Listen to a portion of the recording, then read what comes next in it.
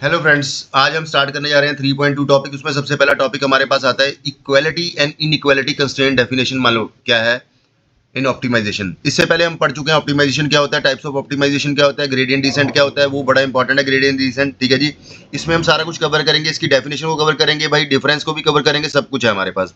इसके बाद जो टॉपिक आएगा वो बहुत ही इंपॉर्टेंट टॉपिक होगा। ठीक है जी, लैंग्वेज मल्टीप्लायर। उससे पहले हम सिंपली पढ़ लेते हैं कि हमारे पास क्या कहते होते हैं, इक्वालिटी कंस्ट्रेंट क्या होते हैं और इनइक्वालिटी कंस्ट्रेंट क्या होते हैं।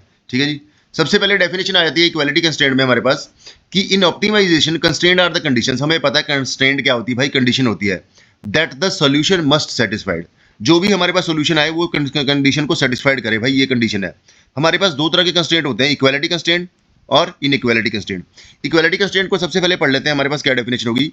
Equality constraints are the equation that set up the value of the mathematical expression to be equal to a certain value, ऐसे डिनोट करते हैं जी। अब इसका मतलब क्या हुआ, देखो सिंपल सी बात है, इक्वालिटी कंस्ट्रेंट का मतलब क्या हुआ, कोई भी चीज इक्वल टू किसी पर्टिकुलर कंडीशन के कि ये इक्वल टू है। जब लेस देन इक्वल टू होगा या कुछ ऐसा होगा वो इनइक्वालिटी होता है।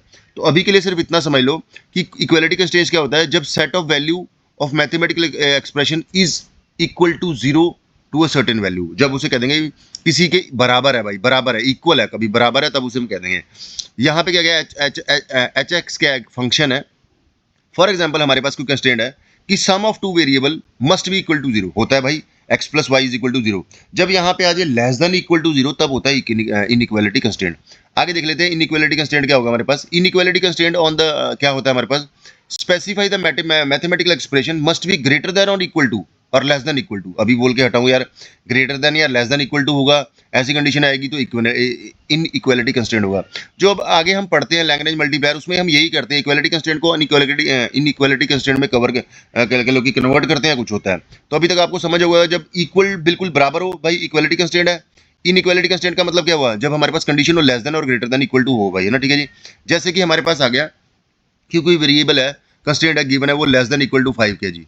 अब हम डिफरेंस को पढ़ते हैं थोड़ा थोड़ा, हम ये टॉपिक सिर्फ समझने के लिए, थ्योरी पता है आपको, थ्योरी पेपर में थ्योरी भी आ सकती है। तो हमारे पास कैसे इसको डोनेट करते हैं भाई, जब F of X is equal to C हो गया तो सिंपली हमारे पास क्या हो गया भाई, इक्वालिटी कंस्ट्रेंट हो गया। इनइक्वालिटी में क्या होगा, लेस देन इक्वल टू आ गया। फॉर्म मैथमेटिकली कैसे डोनेट करते हैं भाई, इज इक्वल टू होगा तो ये होगा। फिजिबल सोल्यूशन किसका है जी, solution must be satisfied the equation precisely, मतलब कि पूरी पूरी जो हमारे पास आया भी X plus Y is X one plus X two is equal to 10 है, तो हमें वो कंडीशन सेटिस्फाइड करनी पड़ेगी। यहाँ पे हमारे पास इनइक्वालिटी में क्या होगा, हमारे पास रेंज होगी कोई ना कोई, इस रेंज में हम इसे कैलकुलेट करेंगे। थर्ड आ गया हमारे पास फ्लेक्सिबिलिटी, इसमें कोई फ्लेक्सिबिलिटी नहीं होती, उसमें फ्लेक्सिबिलिटी होती है भाई, क्योंकि उसमें हमारे पास कंडीशन होती है, लेस देन भी चल जाएगा, ठीक है, कोई रेंज है। बाउंड्री क्या है, ये अपनी बाउंड्री को क्रॉस नहीं कर सकता इक्वालिटी कंस्ट्रेंट। भाई 2 नंबर का क्वेश्चन किसी भी तरह का आ सकता है, इस करके ये मत सोचो कि ये क्या है क्या नहीं है। पिछली बार भी आपने एग्जाम दिया था तो एग्जाम में कुछ भी आ सकता है। इक्वालिटी कंस्ट्रेंट क्या हो सकता है, इनइक्वालिटी कंस्ट्रेंट क्या हो सकता है, सब आपको कवर करना पड़ेगा जी।